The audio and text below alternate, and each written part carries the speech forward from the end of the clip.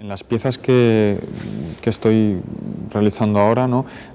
Digamos que está un poco la capa de arquitectura, la capa sólida, la capa física, la capa material, que tiene también una temporalidad distinta, ¿no? Se puede llamarnos la capa real, ¿no? Y luego hay otra capa más virtual, ¿no? Más, que atiende más al espacio mental que nosotros generamos, que es un poco la capa donde yo intervengo con luz, ¿no? Pues es inmaterial, ¿no? En un sentido. Entonces, bueno, me interesa un poco entretejer de alguna manera estas dos capas.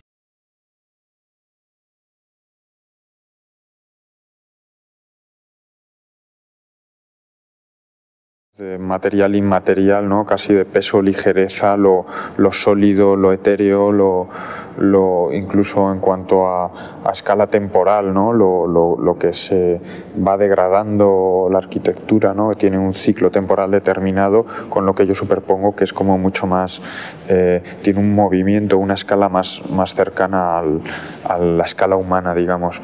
Entonces, sí, digamos que existen esos dos niveles, esas dos capas de llegar a un espacio que está vacío, que es, a veces pues son espacios de exposición, otras veces son espacios con otras características, ¿no? Como este, que es un espacio como muy en bruto, ¿no?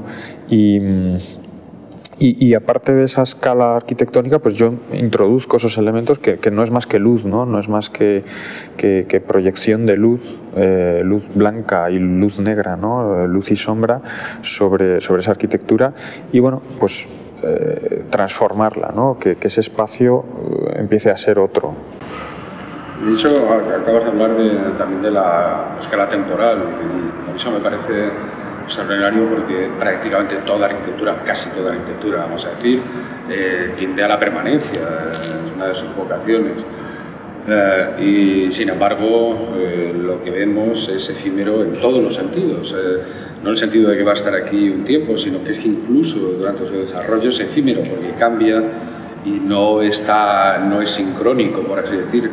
Y yo creo que eso crea en sí mismo una especie de comentario respecto al mundo donde vivimos también. Digamos que bueno, con la instalación estática o la escultura o la pintura, bueno, se pueden hablar de una serie de cosas, pero me parece que digamos que es un medio con el que trabajo que me permite hablar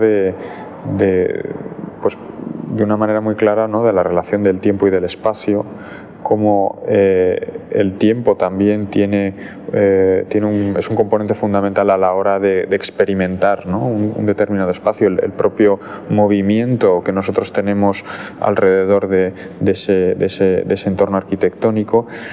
Y también me interesa un poco casi manipular, es decir, a través de esa parte más de la luz, ¿no? De esa parte más inmaterial, manipular la escala de tiempo que el visitante experimenta cuando entra en la sala, ¿no? Se crea casi un microclima espaciotemporal que me parece que ayuda mucho o que a mí me parece interesante, ¿no? Trabajar casi en esta esfera de experiencia absolutamente subjetiva, ¿no?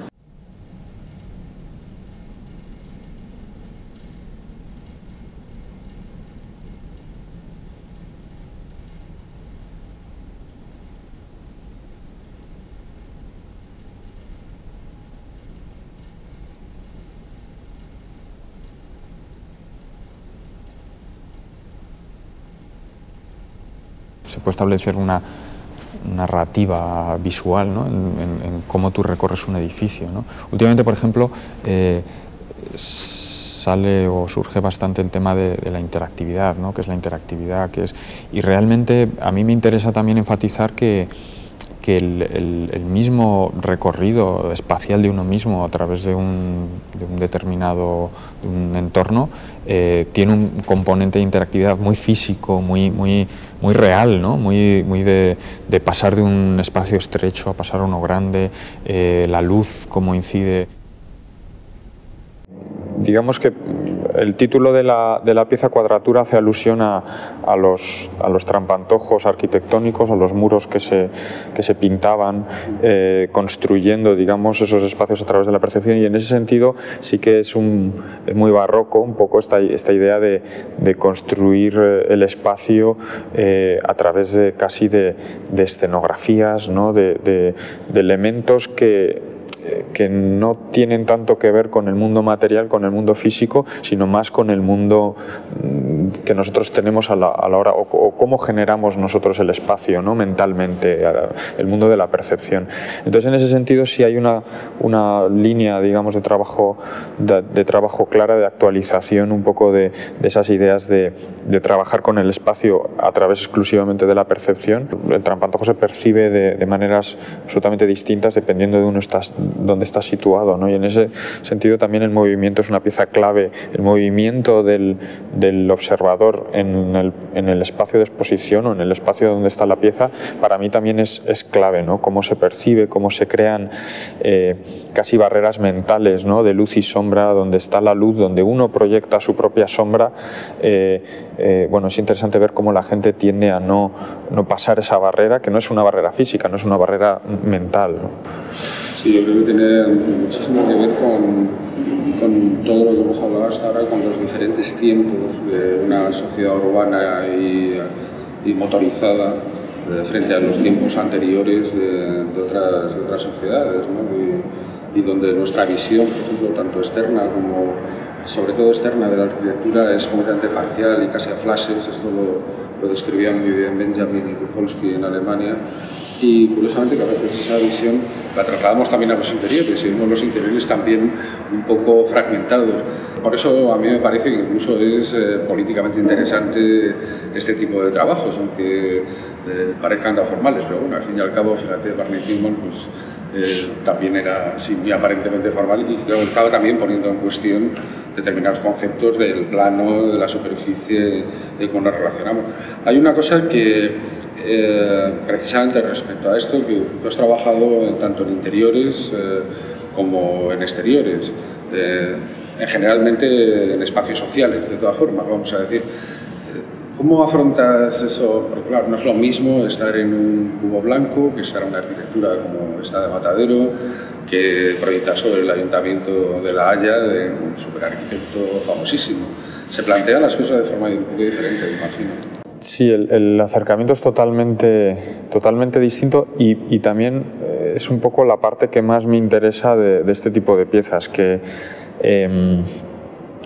el hecho de trabajar en el espacio público, por ejemplo, pues para empezar el agente, el observador, digamos, tipo, la gente que entra, que puede ver, que está al alcance de ver esa pieza, es completamente distinta que si expones en un museo, ¿no? Y eso también te da un feedback mucho más amplio, que es súper interesante, ¿no? Y para mí sería muy fácil hacer piezas espectaculares, ¿no? E intento reducir esa parte a la mínima expresión para que no coja un peso que realmente no quiero que coja, no quiero que digamos que la pieza pueda tener un interés formal, pero siempre que esa parte formal sirva como vehículo, digamos, de una serie de ideas que a mí es lo que me mueven a generar ese tipo de piezas, ¿no? A mí me gusta, ¿no? El hecho de ir saltando de arquitecturas o de tipos de espacios que no tienen nada que ver el uno con el otro.